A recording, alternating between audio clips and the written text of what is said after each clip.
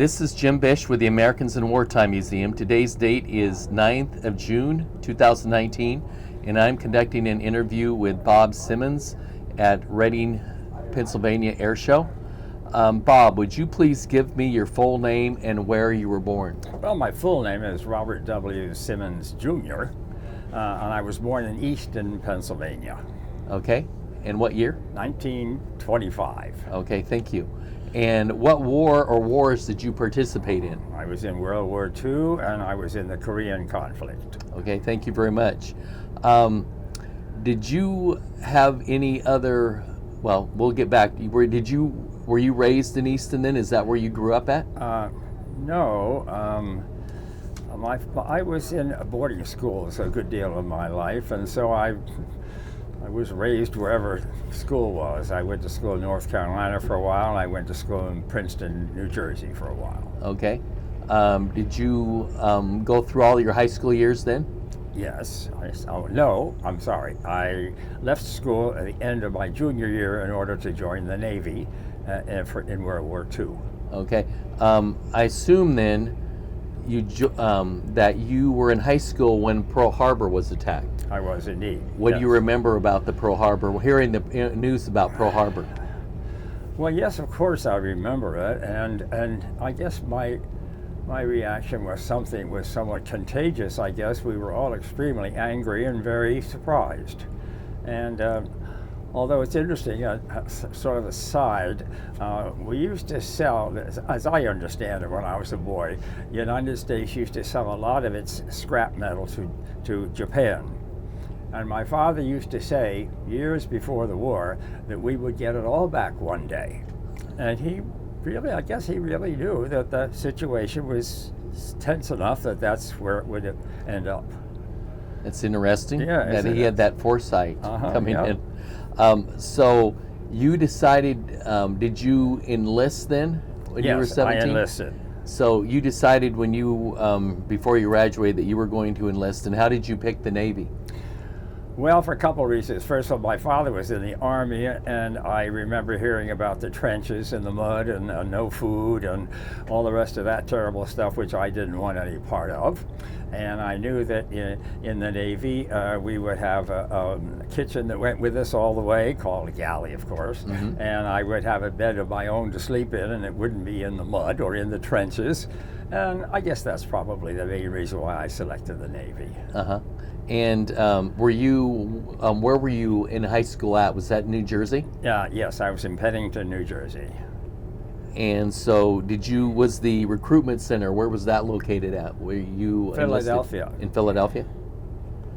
And after you... There's a story there, a minor story. Uh-huh. When I enlisted, they enlisted me in the Naval Reserve. I guess everybody was going in the reserve. And when I came home and showed my father the papers, my father had been in the Army, and my father saw that I was enlisted in the reserves. He was somewhat taken back by his son being in the reserves. And so we went down to the Philadelphia Air Recruitment Center the next day, and my father walked in there. He was a tall, straight, dominant kind of person, and he calls out, "Who's in charge here?" And this third-class pharmacist mate was in charge. That's pretty low rate. And so he was quite frightened, and my father wanted to know why his son wasn't good enough for the real Navy. Well, needless to say, I was put in the real Navy, and I had to stay in the Navy longer than I would have otherwise. So you lost the reserve status very quickly. Yeah, that's right.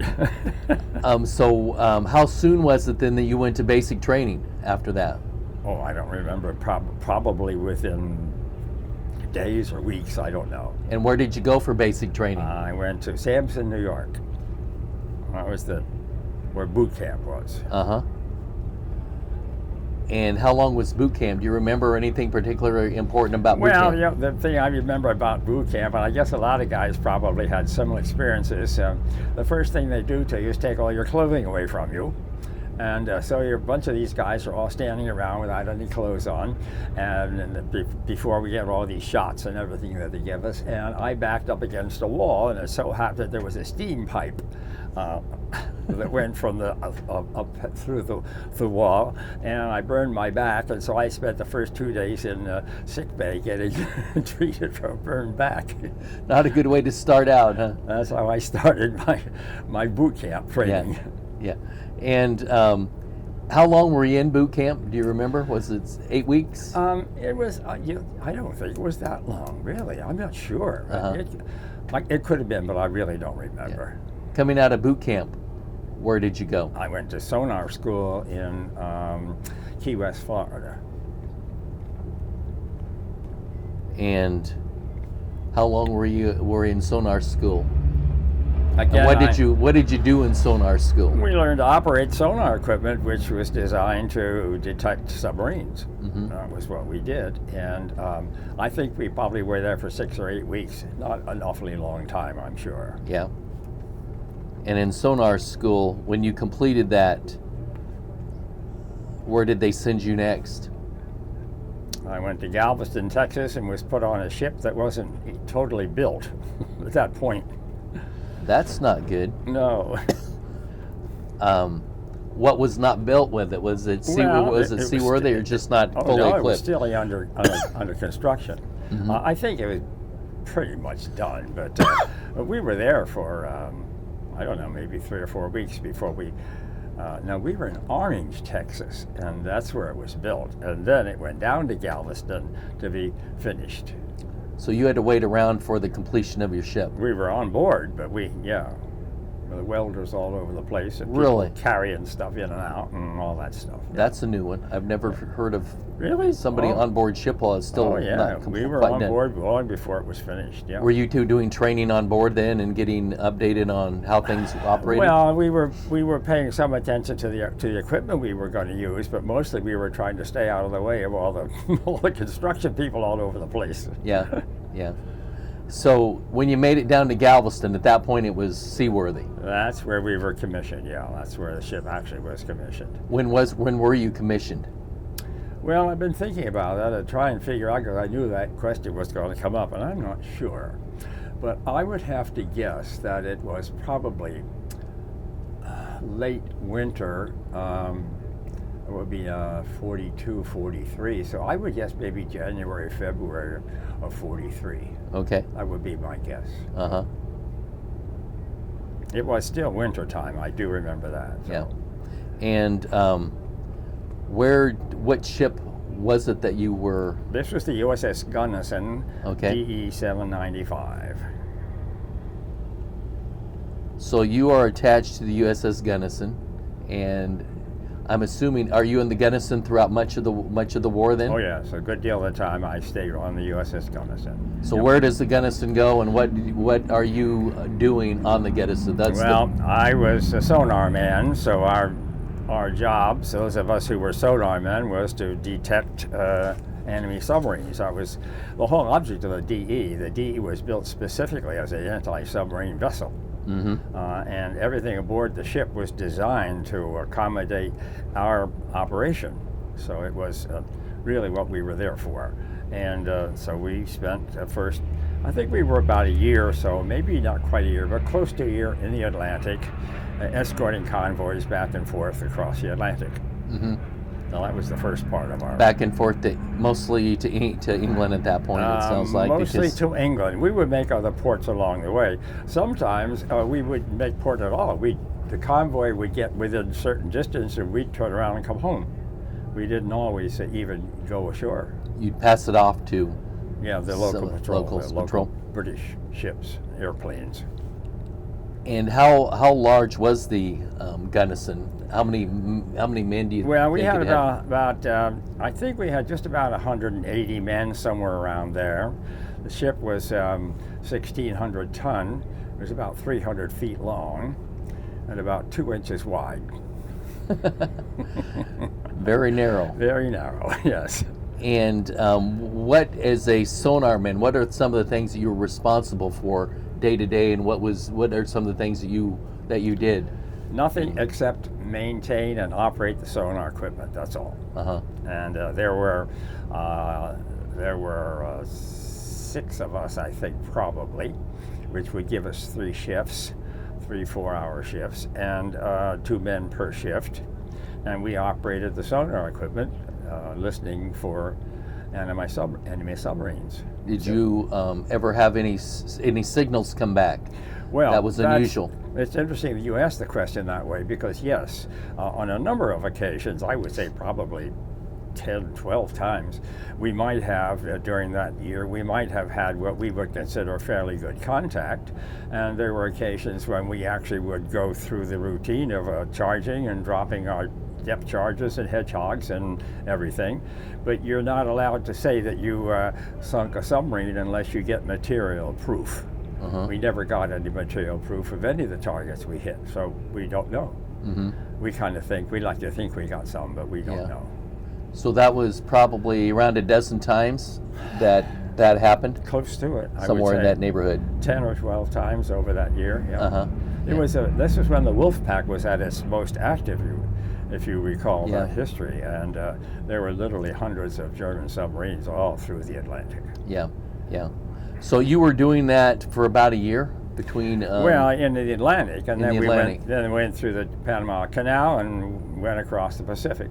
Okay, so most of the year of 1943 into 1944, you were escorting and operating sonar to try to find enemy underground ships. That's exactly what we were doing. And then it shifted. You shifted to geographically the Pacific Well, we had area. the same thing there, because here again, our primary role, although we did do some shore bombardment and a few of those things. You know, there were so many little islands in the Pacific that we had to take one by one, that all hands were necessary. Yeah. And so, we did have 3-inch guns, and we had quad 40, and we had, so we could come into shore and we could bombard the shore, and we did that sometimes, but most of the time we were on search, looking for sonar, looking for submarines. Yeah.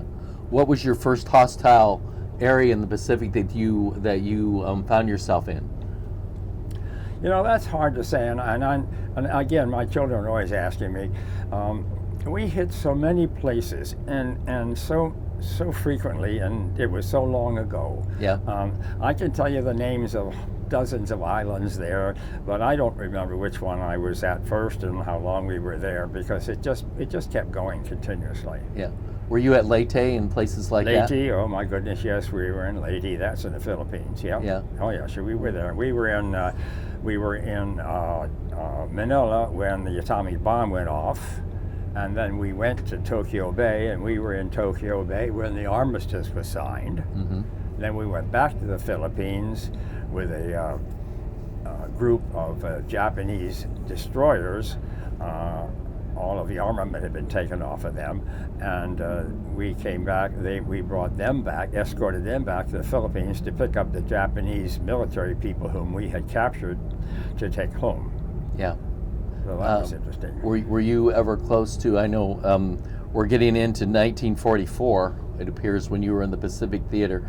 And of course, 1944 to 1945, we had the Philippines. We're moving towards Iwo Jima. Were you involved at all, being close to Iwo Jima or even Okinawa? Do you remember? I think we were close to both, I'm sure, but I don't recall any specific action that we would get involved in. Yeah. There was very little naval operations left at that point. I mean, the Japanese had been practically cleaned out, and then the Japanese, in anticipation of the invasion, because they thought we were going to invade, they brought all of their vessels, all their sea-going vessels that remained back home in order to prepare to protect and reject the invasion. So there wasn't that much activity. The airplanes, of course, were another story, but very little, it felt. Yeah, yeah. There.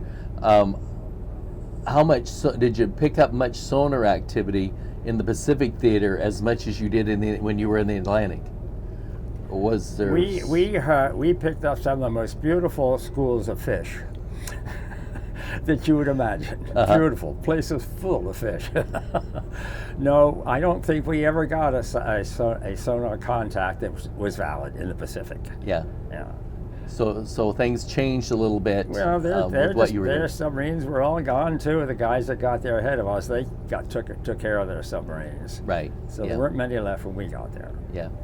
And did your role change much? Were you still operating sonar equipment, obviously, Yes. but did your role change much when that was not going at on? all. No, I got higher rank, but that's all. I continued the same job. Yeah. Are there any stories or any events that stick out before the end of the war that any special circumstances that you remember that you would like to share? No, there are some, but I'm an emotional guy. I couldn't tell you. I'm sorry. That's fine. That's fine. I know there was an instance with an American flag. What's that story yeah, it's about? not really funny. It was one of those Japanese airplanes that are out there right now, or one like it. Got pretty close to us, and he hit the aft mast, which is where our flag was flying, the American flag, and he went through the flag. And I got the flag and brought it home. And so my son now has that flag. The souvenir. Which was actually chopped in half by a Japanese airplane. Was this a kamikaze attack It was a on kamikaze. He missed us and landed in the water. Yeah. Did you witness a few kamikaze attacks then? Yes, we witnessed quite a few kamikaze attacks. They were after us constantly. If they weren't after our ship, they were after the ships that were with us. Right. But they were primarily after us because we were a man of war, and that's what they were after. Yep. Yeah. And he came at us terrible. Yep. Was that the closest that they'd gotten when they hit the flag? Closest when they ever got to us, our ship, yes. But it was pretty terrible. You stand there on the bridge. I was on the bridge most of the time. You stand there on the bridge and you see this thing coming at you. You can't do anything about it. It's the most helpless feeling you could have. Mm-hmm. You just stood there hoping it didn't hit us, And of course the gunners were firing like crazy. Yeah. So anyhow, no, we never got hit. That guy took our mast off. That's it. Well, that's a good souvenir to have. Yep. And where were you at when you heard word that the war, first of all, where were you at when you heard that the European war had ended? Did that make any impact on you, or did? I have a vague recollection of that. Of course, I guess our primary thought was now the guys that are over there can come help us. I guess that's probably the primary thought that we had. But that would be, we were busy doing our own thing, I don't think that it made that big an impact on us. Yeah.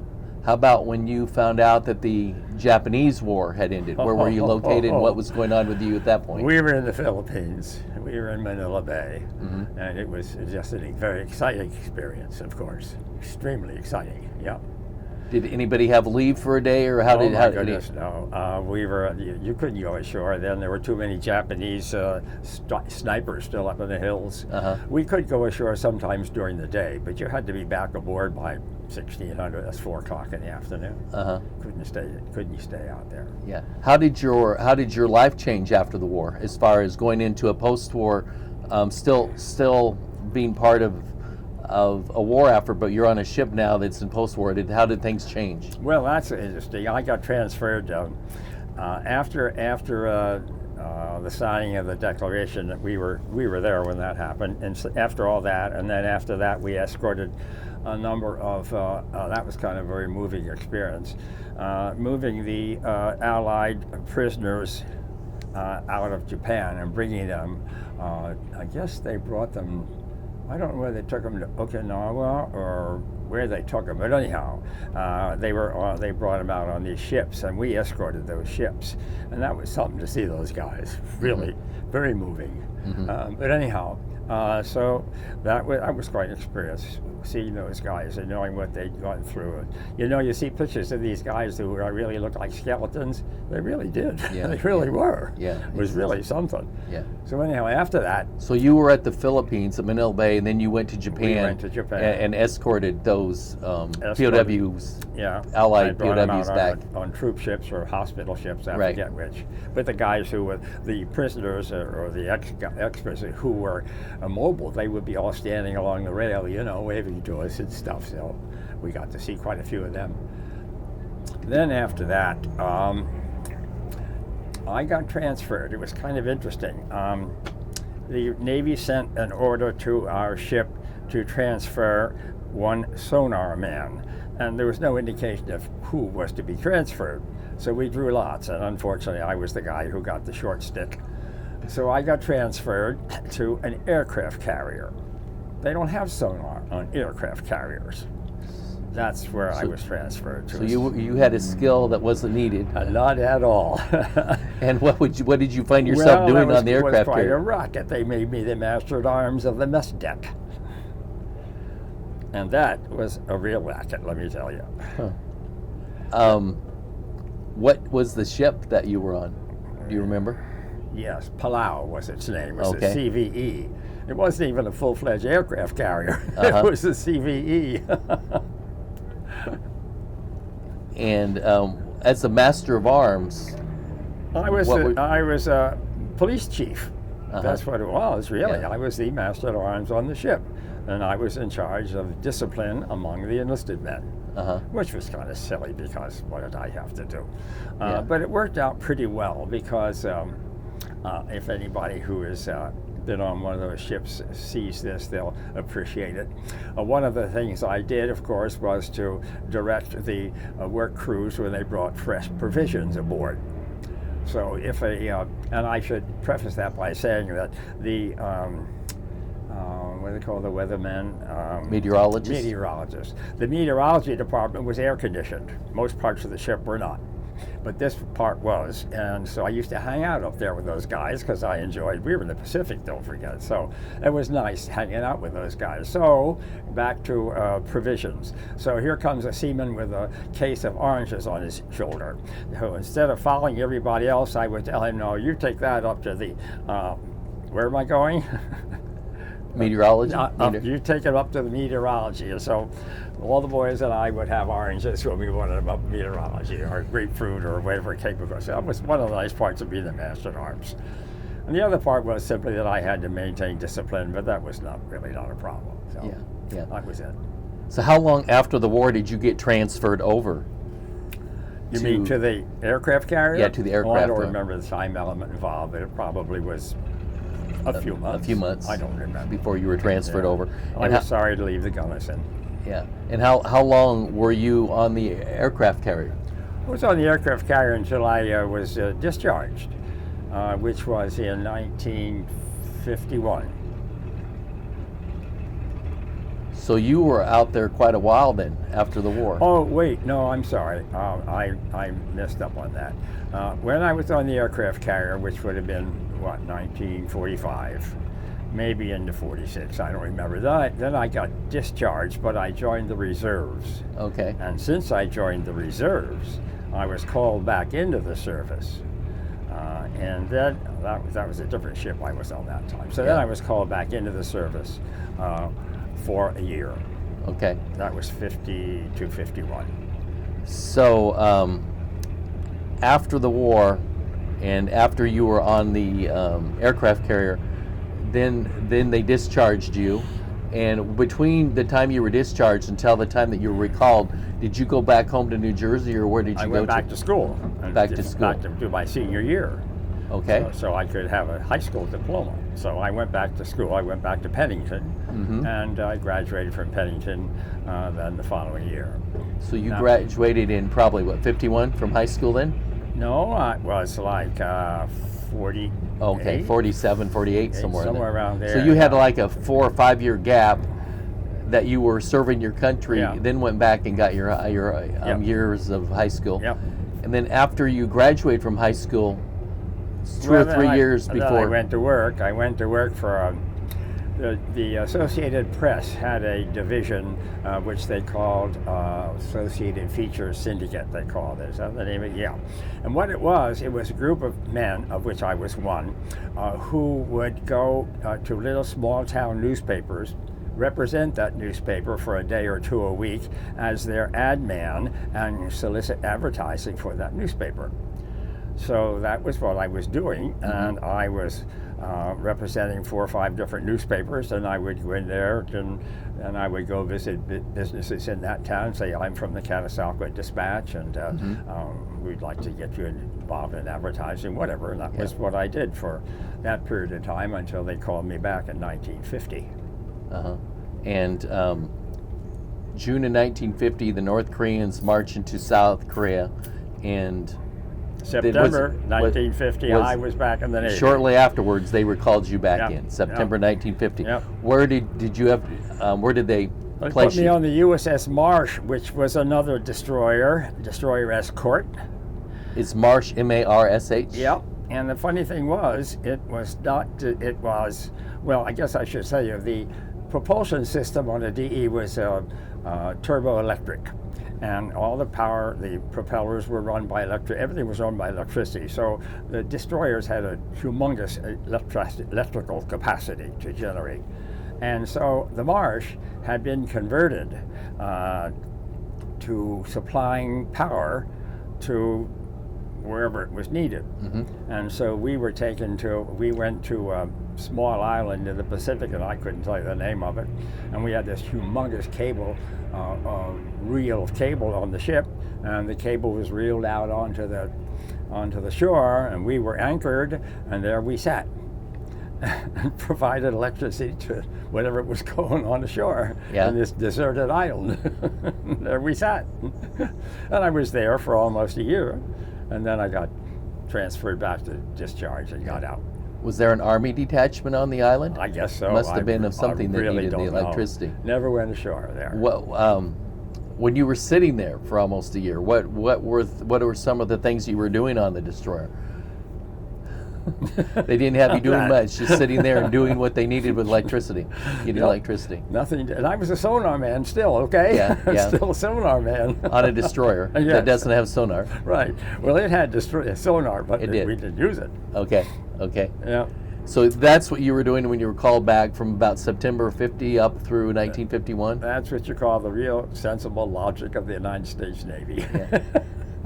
And when was it that they, was it just a 1 year recall? Or 1 year, yeah, that's all, 1 year. So you knew that you were going to be going back stateside at the end of September or October of 51? Mm-hmm. Yep. Somebody, or maybe you mentioned something about a monkey story? Well, that was during the war. Yes, when we were in the Pacific, I had a monkey. I had a pet monkey. Some kid sold him to me for $2. Was this on the Gunnison? Yeah. Uh-huh. And so I bought this pet monkey and brought him ashore, and on some island that we had stopped at, Yeah. And he lived with us for quite a while. On board ship? Yep. What are some of the things that you had to provide for him as far as food to be able to? Not a thing. Whatever was left over for the guys, everybody was feeding him. He was a very happy little monkey, and he ate anything. He ate anything. We didn't have any pet food or coconuts or whatever monkeys are supposed to eat. Didn't matter. Yeah, he ate it all. Anything you handed him, he'd put it in his mouth. Yeah. Did he do the rest of the tour with you? No. Well, he did the rest of the tour on the Gunnison with me. Yeah. And then I wanted to send him home. My mother says there'll be no monkeys in my house. So do you remember what happened to him? I gave him to the San Diego Zoo, and they accepted him. Yep. So he became was part of the zoo exhibits for a while. He went to the San Diego Zoo. Yep. Well, that's a good story. So anyhow, that was my Charlie. What was his first name? Sokolsky was his last name I had. That was a terrible thing. It's one of the things I'm embarrassed about. We had an electrician on board who he looked like an ape. It's a terrible thing to say about the poor guy, but he really did. And we were very insensitive, I guess, at times, weren't we? And with that age. And I named my monkey after him. Wasn't that awful? Things happen, But I did. Yeah. Anyhow, we had a lot of fun with the monkey. He was all over the place, up in the rigging and everywhere. Yeah. Yeah. So when you're out of the service now, 1951 for good, did you go back to do the job that you were doing? I went back to the job I was doing before, and that was the time in which this young lady started making sparks fly in my eyes and all this stuff, Yeah. And I fell in love and whatever. That's good. Is there anything that you'd like to say that we haven't covered, anything that we may not have covered that you'd like to tell about your service during World War II or Korea? Yeah, there is one thing I would say, and that is this, that people seem to think that we are heroes, that we did a great deal of this, that, we made big sacrifices, all that sort of thing. I never felt that way. First of all, I was anxious to go, because I was anxious to do my part, and I did it willingly. And I never felt it was a sacrifice. I still don't think it was a sacrifice. And I'm proud to have served. And so I just wish people would recognize the fact that we did it because we wanted to do it, because we had to do it. And one last question. If a grandson or great-grandson came to you today, or great-granddaughter came to you today and said they were wanting to go into military service, what advice would you give them? Oh, I would tell them to go into the Navy without question. No question about it. However, I have to say, whatever that youngster decided would be fine with me. Yeah. Yeah. Well, thank you for your service. Thank you for everything, and thank you for this interview from the Americans Okay, in it was Wartime fun. Museum. Glad Thank to you. do it. Okay.